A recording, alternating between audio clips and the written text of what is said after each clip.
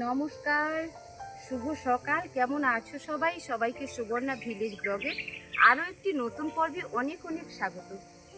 তো আমরা তো জলদি কফির চাষ করি, তো জলদি কফির বীজতলা ফেলানো দেখেছিলাম। এবারে দেখো কেমন সুন্দর চারা উঠে গেছে, ফুলকপির চারা উঠেছে।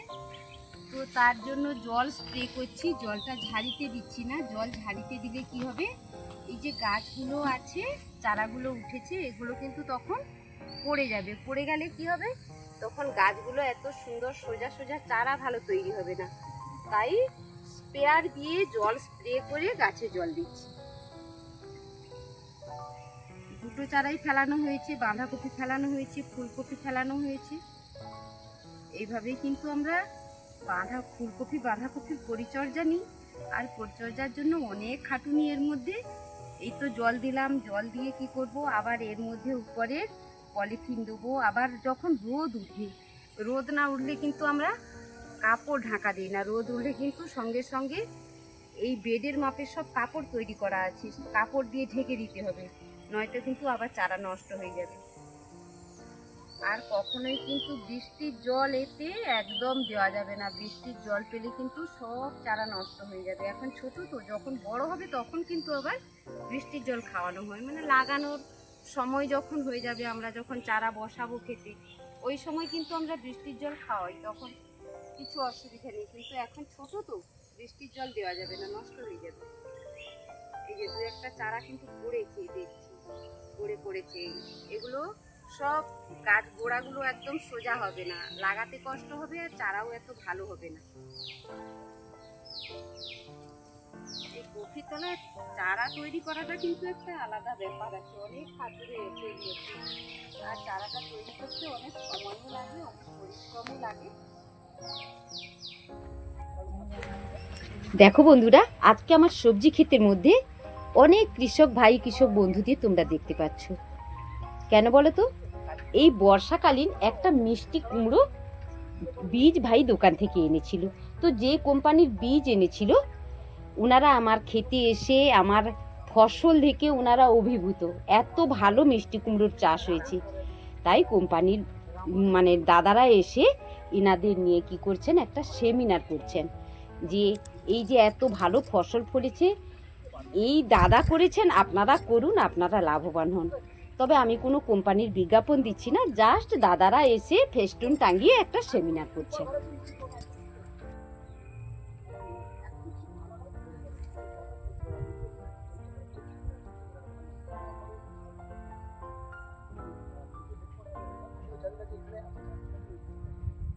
বুঝতে পারেনি যে আমাদের এদিকে এতটা সত্যি হয়।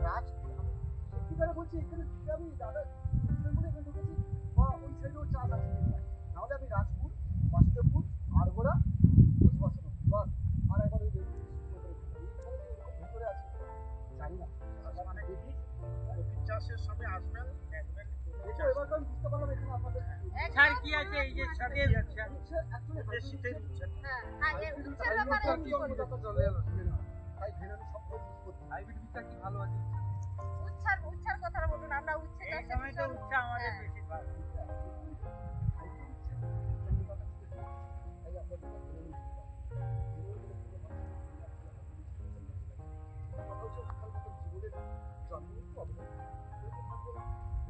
না কোনো ফেলে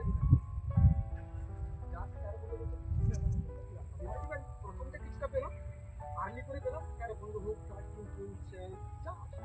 আর তার সঙ্গে চলতে খুব রেয়াজও পেলাম, আর অল্প ভালো ওটা জল পেলাম, এটা তখন মরে যাবে।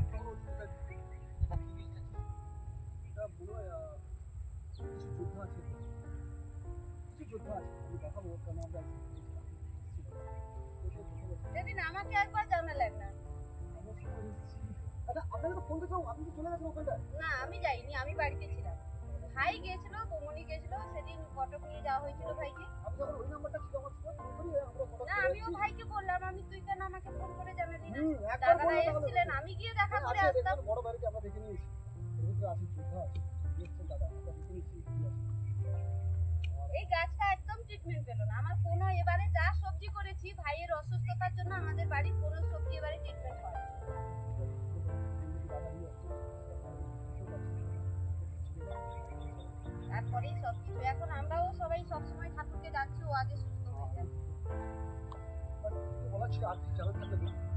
ভ্যারাইটি সম্পর্কে জানা থাকলে আমার যতটুকু জেনেছে কোভিড জলদিটা বললাম না, আর্লি হচ্ছে মনসুন করি আমাদের নয়, এটা সিজনটা তো আমি তো বেনার থেকে এসেছি, তো আমি তো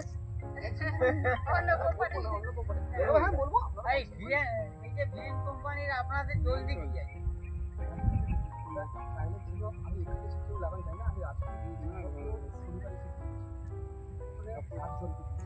এখানে এসে দেখছি আপনারা ওয়েট করে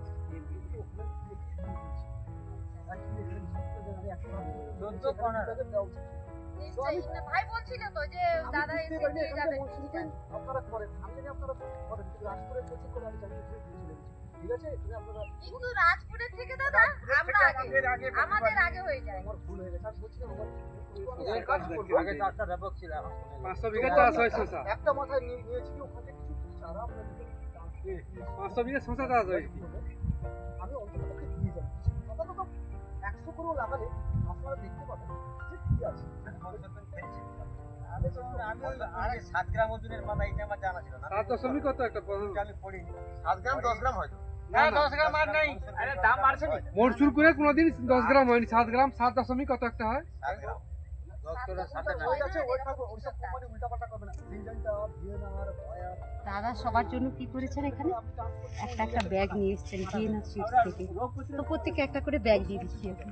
তামিলনাড়ু থেকে আমাদের আমার উচ্ছতে এখানে এটা কবে থেকে পাওয়া গেল, কবে থেকে?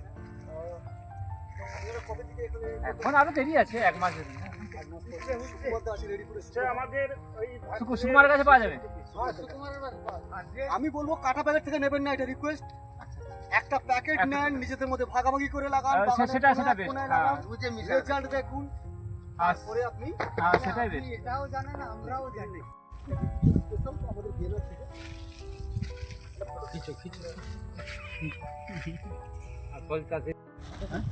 দেখো বন্ধুরা, আজকে গিফট পেলাম চাষ করে। তো আমি তো ভিয়েনারের P6 গোল্ড কুমড়ো চাষ করেছি। তো কুমড়ো চাষ করার ফলে কি হয়েছে, এই দাদা এসেছিলেন কোম্পানি থেকে, বীজ দিয়ে গেছিলেন, সেই বীজ দেখে ফসল দেখে ভীষণ খুশি হয়েছেন, তাই আমাকে এই গিফটটা দিলেন। আর এখানে কয়েকজনকে নিয়ে একটু আলোচনা করলেন, আর সবার জন্য এইটা, আর আমার জন্য স্পেশাল দোকানদারের কাছে গেলে হবে না, দোকান বাবুরা বসে আছে। দুটো গিফট পেয়েছি, আর গিফট পেলে সবারই খুব ভালো লাগে, আমারও খুব ভালো লাগছে। এটা নেশা ঠিকই, তার পারিশ্রমিক করে লাগছে।